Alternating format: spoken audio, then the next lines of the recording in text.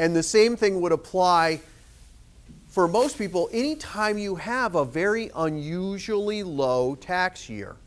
What we've seen a lot, which unfortunately we saw last year and nobody could convert, because last year if you made over $100,000 in income, you couldn't convert. So a lot of people couldn't, but what we did see were some people that maybe they got laid off in the beginning of the year. And they got a new job near the end of the year, so their income was below $100,000, so they could convert. And their taxable income was much, much lower than it usually would be. And so you think about a person in that situation, if I do a conversion, well, it's abnormally low. I pay the taxes, and now 5 years from now, I'm going to have some tax-free money that I might want to withdraw if I face an emergency or it's there for retirement. And the last one, I think what is the biggest reason to at least discuss a conversion with your advisor is, before I get there, I'll ask you, what do you think the biggest expense is for successful retirees? So retirees who have a decent amount of assets, what do you think their number one expense is? Taxes. Nobody ever guesses that. Everybody says healthcare. Taxes dwarf healthcare as an expense. There was a study that came out early last year about successful retirees. They spent on average $6,800 on medical expenses, $25,000 on income taxes. $41,000 if you add in real estate, excise, all that other stuff. Taxes are their number one expense. But picture entering retirement the way most of us do. I've got a large IRA, I've got a 401k, maybe I have pension income, and I have Social Security. It's not just that all of those sources of income are taxable, they're all taxable the same way. They're taxable as ordinary income, which under our current tax structure is the highest rate that you're generally going to face. Historically, that has not always been the case. Sometimes ordinary income has been taxed less than investment income. Things can flip back and forth. So if you picture going into retirement, all your income is ordinary income. Let's say tax rates spike by 20% for your individual situation. Your spendable income goes down 20%. Now, we can't predict whether that's going to happen or not, but I think in our financial lives, one of the strongest ways to address risk, it will not eliminate risk, but can help address risk, is diversification.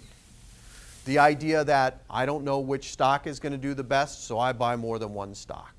I don't know which asset class is going to do best, so I don't just buy stocks, I buy some bonds as well.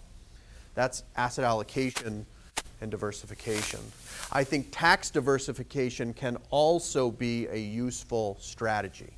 So instead of entering retirement with all IRAs and 401ks and pension income, maybe you do a series of partial conversions, or at least talk to your advisor about it.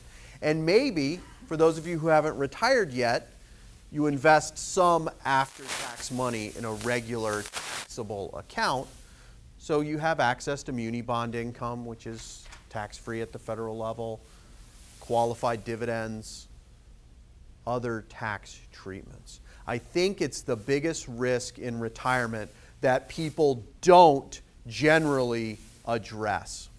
Whether it's something you should do or not, I know I'm going to start sounding like a broken record, you need to talk to your advisor about whether that fits for you. Tax payment options, that is a fantastic question.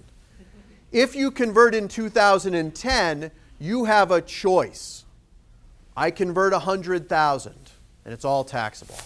I can either add 100,000 in taxable income to my 2010 return, or I can add $50,000 to my 11 return and $50,000 to my 12 return. Now, what makes that a little complicated, because usually you'd say, of course I want to split it and delay, is that tax rates are scheduled to be higher in 11 and 12 than they are in 10.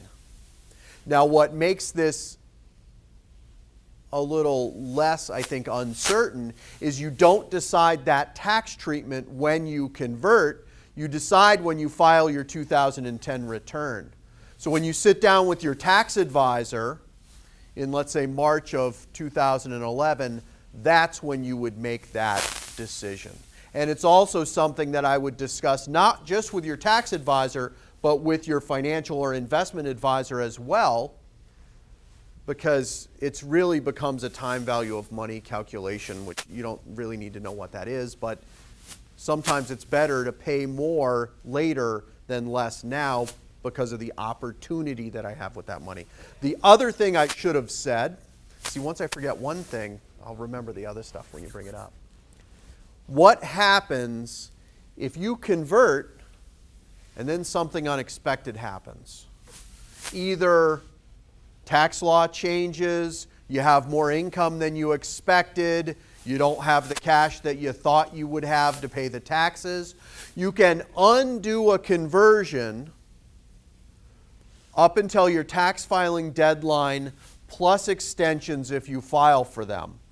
So if you converted today, starting now and any time up until April 15th, you can undo part or all of the Roth conversion, and it's as if it didn't happen. It goes back into the traditional, and there's no tax liability. If you decide it comes around to April, you don't know whether you want to undo it or not. If your CPA filed an extension for you out to October 15th, you'd be able to wait until October 15th to decide to undo it or not. So there is a way to undo it if it turns out that this just wasn't a great idea. The question is the benefit of a Roth for a beneficiary versus a traditional.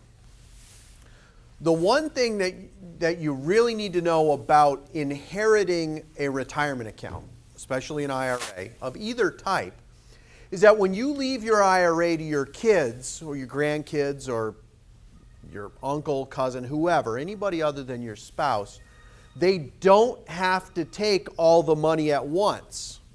They get to take it out over their own life expectancy.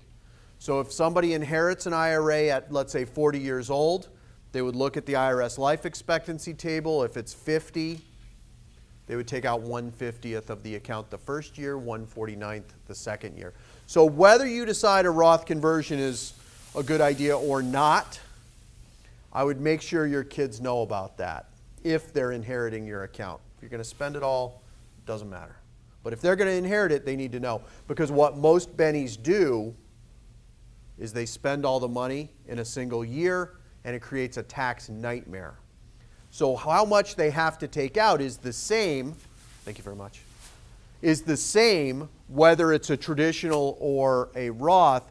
The difference is the tax-free treatment of the Roth carries on to your kids.